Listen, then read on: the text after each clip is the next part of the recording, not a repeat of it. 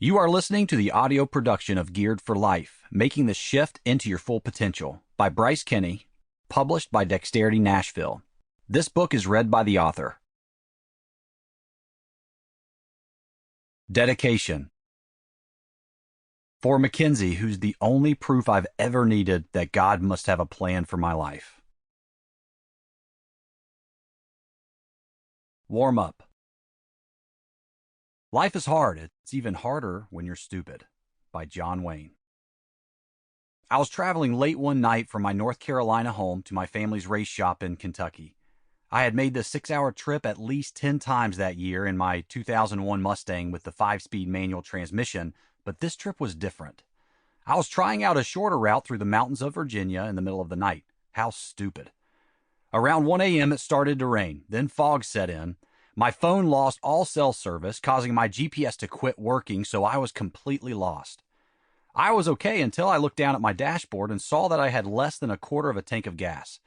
No problem, I thought. I'll just stop at the next gas station to get some fuel and make sure I'm headed in the right direction. 30 minutes went by without a gas station in sight or even passing a car on the winding road. I had managed to pick a route that threw me a mountainous curve every mile or so, each one requiring me to slow to about 25 to 35 miles an hour. Panic finally set in when my fuel light came on and I still had no cell service.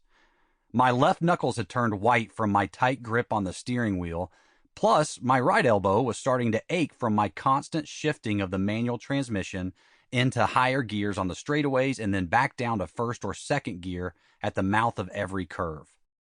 At times like this, I would normally be accompanied by a Garth Brooks tune blasting through my radio, but I had turned that off about an hour and a half earlier when the rain and fog first arrived.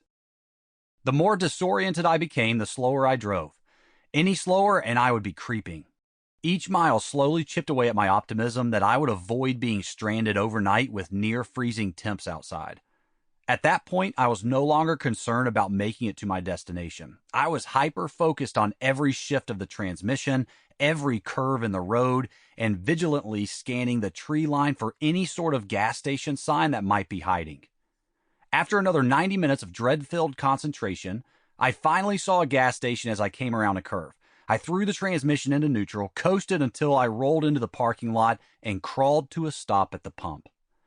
I sat in my car for 5 minutes to collect myself, lower my heart rate, and find the energy and motivation to keep the road trip going. As soon as I got out of the car, my phone's cell service magically came back on and updated my route. I eventually reached my destination around 4 a.m. Sample complete. Ready to continue?